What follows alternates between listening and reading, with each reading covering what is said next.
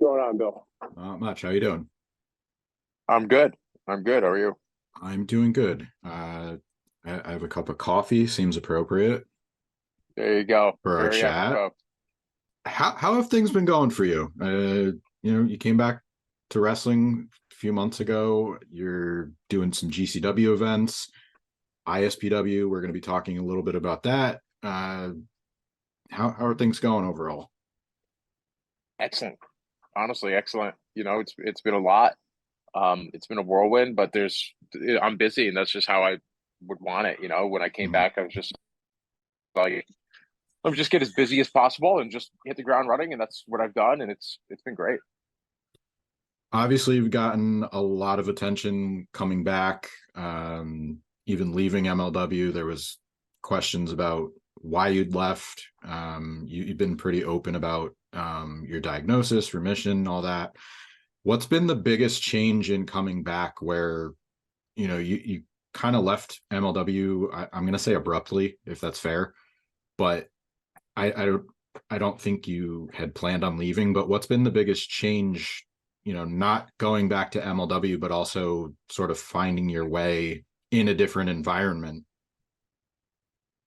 Yeah, I mean, abrupt is. I mean, it's kind of a appropriate word for kind of what happened. It was, it came seemingly out of nowhere, right? I mean, because there was time left on it, but then obviously, everything happened, so it was just best for both parties to kind of let it go. But I mean, for the most part, the thing about when you were doing MLW was that you weren't restricted from doing independent bookings, and they kind of encouraged it. So um, really, it was just kind of getting back on the indies without MLW, and then what can be the biggest platform that I can use to accelerate my career or get my name back out there. And because I felt like it was kind of a reintroduction. Like, a lot of people did know who I was, obviously, but I wanted to treat it as like a reintroduction back into wrestling. So just so many different promotions reached out, and I made tons of debuts, like you mentioned, GCW, that's one of them.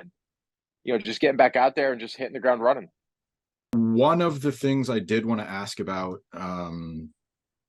you're obviously, the congratulations on the title, the ISPW heavyweight champion. You're going to be defending against not only a former champion, but ECW alumni Danny Morrison. You're going to have Dave LaGreca in your corner. This is a big event for ISPW. It's an anniversary show. Talk to me about, the milestone representing the company for that, and getting a chance to step in to the ring with a guy like Danny Morrison, who, fans know from his ECW work, but he almost had like a career resurgence as of late with ISPW. Yeah, ISPW is great. They don't hold back. They put on great events. Sometimes twice a month, but every month they're definitely putting on a great show. And the fans come out, in droves to see ISPW. So it's great to be the champion there. And I do feel like I have, put some momentum on the company as well. And we've done some really good things with me as champion. So getting in the ring with Danny, it's going to be interesting, right? He definitely has a history.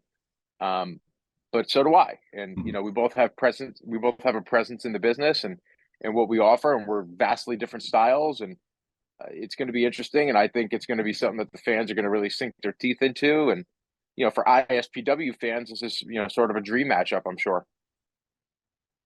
I mentioned you have Dave LaGreca in your corner. He's had some issues with Maven and different superstars they've represented in ISPW. I don't want to put you guys at odds, but I really feel like, yourself and Maven would be a really cool combo. Like, I don't know what you think about that. Maven is awesome. Maven is a YouTube sensation right now. Mhm. He is a superstar for sure. But within the confines of ISPW, Dave's my guy. Dave is my manager. I won the title with Dave. I got to meet his brother, who's a sports talk radio guy in New York. So I was a big Yankee fan. That was cool for me. And I'm with the LaGrecas. Mhm. So Maven's gonna have to be on the outside looking in. For in terms of my title reign and what I'm doing as champion. And I'm a man of commitment. So it's me and Dave. He's my guy. I've heard this over the years. I know there's an unofficial divide, but you're from Connecticut, but you're a Yankee fan. I always assumed Red Sox, New England, like it was kind of all or nothing. So where is the divide? How does that work? Obviously. Connecticut is kind of a weird state where, you're going to have, 95 South is going to lead you down towards New York. And then there's 91 North, which is going to lead you up towards Boston. So you kind of can pick and choose. Where I live and where I was raised is more Southern Connecticut, which is more towards New York. So, my family, we had more of an affiliation with New York sports teams, but I suppose Connecticut is definitely a mixed bag. As you get up more towards, heading up towards Hartford, and in that way, you're probably going to see more Red Sox fans because it's probably easier to get the Fenway. But for me, I could just hop on a train, go right to Yankee Stadium, or hop right on 95 and get to Manhattan. So, Hmm. we're definitely more Yankees where we're from. And we're both looking from the outside in at the playoffs this year. Yeah, it's an odd, Yeah. October to me is the best month in sports because you have playoff baseball, you have college football, you have the NFL, and then actually the NBA starts up for people that love the NBA. And without Yankees postseason baseball, I just don't think that October is going to have the same luster Mhm. that it typically does. I'm in Philadelphia right now, so takes a little bit of the sting off. They're all going nuts for Red October, so I don't know. Keeps me a little bit distracted. Well, Philadelphia is probably the king of sports, at the moment, but I can't stand Philadelphia sport fans. They're worse than Yankee fans, that's for sure.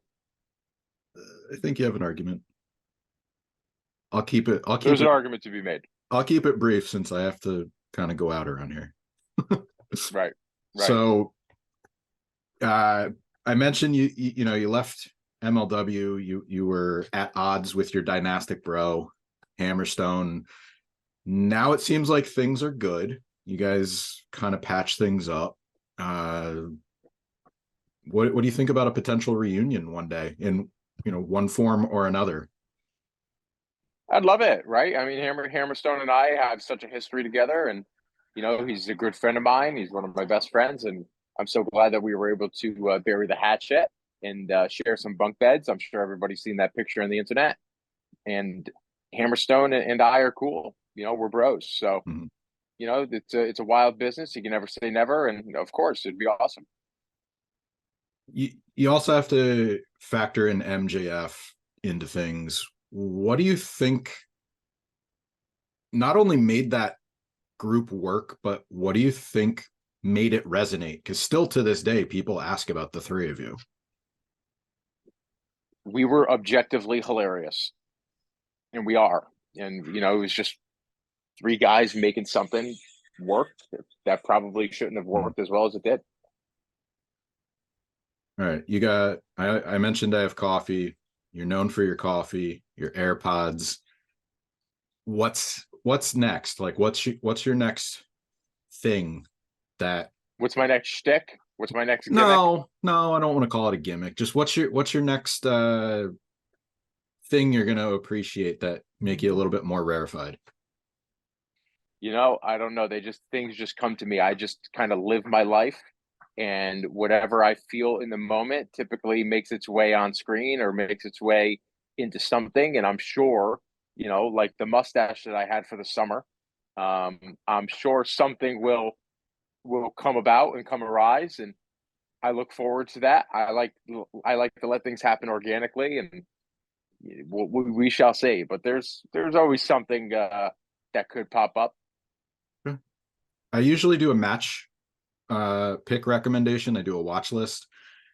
I'm gonna mix it up a little bit for you here. I want one of your favorite matches that you've been a part of, and then I want a coffee recommendation. Okay, yeah, I can easily do that. So, in terms of a match that I've been a part of, what are you looking for? Are you looking for something that I can like tell somebody to go on like YouTube or like High Spots or Fight TV to watch or something like that? If it's out there, sure. Usually I'm pretty good at finding some stuff on YouTube, but just something that was memorable for one particular reason or another. I would try and seek out myself versus Blake Christian at the first GCW show that I did. Mhm. It's probably on like Fight Plus or something like that, but I would take a look at that. I think that was a really memorable one for me, especially upon my return. Also, me versus Hammerstone that we just did in California. Mhm. That's on YouTube. You can take a look at that. Now, coffee recommendation. You live in Philadelphia. I'm going to tell you you should go to Cake and Joe, which is Okay. kind of near the old ECW arena. And then I would also check out Elixir Coffee, which Mhm. is in which is like downtown Philly, which is like kind of in the heart of it. Okay. Those two are two of the best coffee shops. They're awesome. Okay. Anything else you want to plug or promote before we get out of here? I know you're looking for a Yeah, name for your schedule. You haven't settled on a yeah. name for it. I was gonna name it the Fall of Holiday, but that kind of sounds like something you would study in history class, like the fall of the Roman Empire, and I didn't want to go with that. And then the Autumn of Holiday just seems like I'm forcing it, and I don't like to force anything. So I definitely need a name for this tour. But it's kind of like Taylor Swift, like you got to name the tour, like the Eras tour. So I'll come up with a name for this tour eventually, but I'm not going to force anything. Are you a Swiftie? I am Swifty, big time. Okay. She's Do great. you, all right. I have one more question. Give me a couple favorite jams right now. By Taylor. Yeah. Well, What is I going mean, into the AirPods?